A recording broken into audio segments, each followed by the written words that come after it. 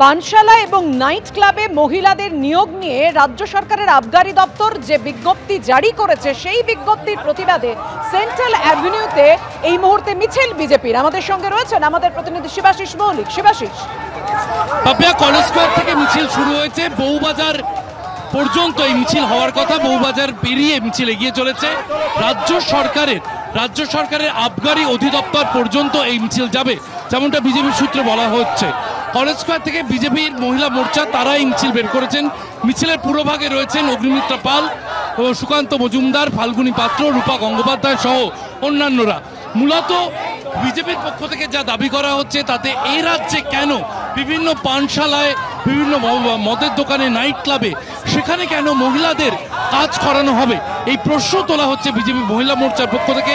এবং সেই প্রতিবাদ মিছিলে কিন্তু আমরা দেখছি সামনের সারিতে রয়েছেন সুকান্ত মজুমদার, অগ্নিমিত্রা পাল, রূপা গঙ্গোপাধ্যায়, ফাল্গুনী পাত্ররা।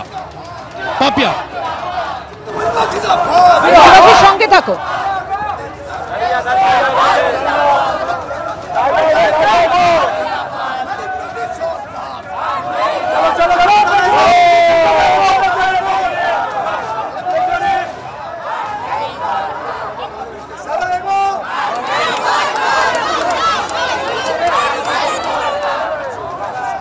প্রশাসনিক দিক আছে সবকিছু।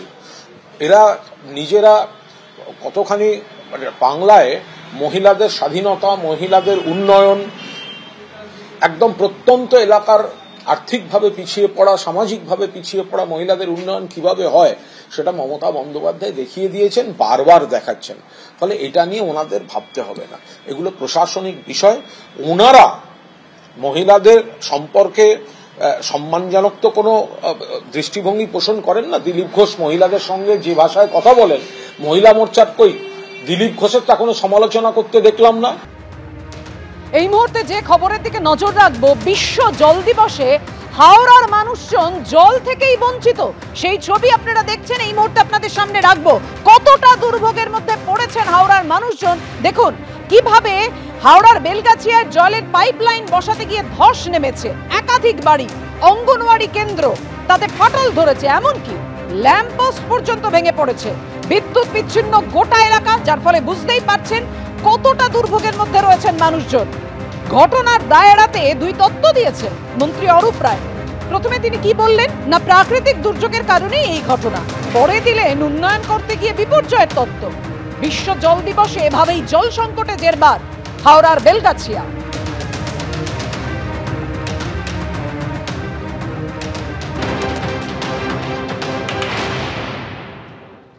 জল সংকট নয়, এই মুহূর্তে তারা বাসস্থানেরও সংকটের সম্মুখীন হয়েছেন।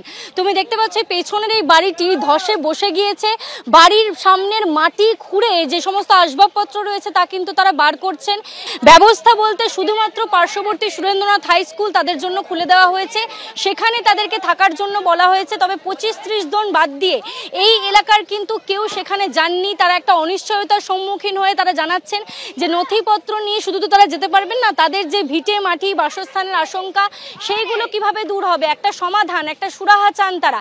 এই পাইপলাইনের মাধ্যমে শুধুমাত্র বেলগাছিয়া নয়, শালকিয়া, বামুনগাছি, বালি, ঘুষুরির বিস্তীর্ণ এলাকায়, অর্থাৎ হাওড়ার বিস্তীর্ণ এলাকায় জল সরবরাহ করা হয়। এই ঘটনা ঘটার পরে কিন্তু সেই স্থানীয় এলাকাগুলিতে, সেই জায়গাগুলি থেকেও কিন্তু মানুষরা আসছেন দেখার জন্য যে এই পাইপলাইন কবে সমস্যার সমাধান হবে। শালকিয়া থেকে একজন বাসিন্দা এসেছিলেন, তিনি বললেন যে পরশু থেকে জল সরবরাহ বন্ধ রয়েছে, শুধুমাত্র কিছু ট্যাঙ্কি করে জল আসছে, সেই ট্যাঙ্কের জল পর্যাপ্ত নয়। অর্থাৎ পার্শ্ববর্তী পৌরসভা কন্যগড়, অন্যদিকে দেখা গেল লিলুয়া, আর এই পাশে কলকাতা থেকে, অর্থাৎ কলকাতা পৌর সংস্থা থেকেও যে জল পাঠানো হচ্ছে তা কিন্তু পর্যাপ্ত হচ্ছে না। অন্যদিকে দেখতে পাচ্ছ যে এই রাস্তা বিস্তর ফাটল তো রয়েছে, তার সঙ্গে যে ধস, অর্থাৎ এই মাটির যে লেভেলে ছিল রাস্তা সেই লেভেল থেকে উপরে উঠে চলে এসেছে। অন্যদিকে পাইপলাইন যেমন ক্ষতিগ্রস্ত, তেমন কিন্তু বিদ্যুতের লাইনও বিচ্ছিন্ন করা হয়েছে। জল সরবরাহ বন্ধ রয়েছে এই সম্পূর্ণ এলাকাটা জুড়ে। অন্যদিকে এই ধসের কারণে রাস্তা কিন্তু মাটির যে স্তর, সেই স্তর থেকে অনেকখানি উঠে গিয়েছে। ছবিটা দেখতে পাচ্ছ যে ফাটল, বিস্তর ফাটল, চওড়া ফাটল, ভূমিকম্প হলে যেভাবে ফাটল হয় সেরকম ধরনের ফাটল ফাটল এই ধসের কারণে হয়েছে। তল থেকে ইট দেখা যাচ্ছে, অন্যদিকে পাশের যে বাড়িগুলো, আমি দেখাতে বলবো অজয়কে ছবিটা, এই বাড়ির দেখতে পাচ্ছ দরজা থেকে শুরু করে দরজার যে ভিতরে ঢোকার রাস্তা, সেই রাস্তা সম্পূর্ণভাবে ভেঙে গিয়েছে।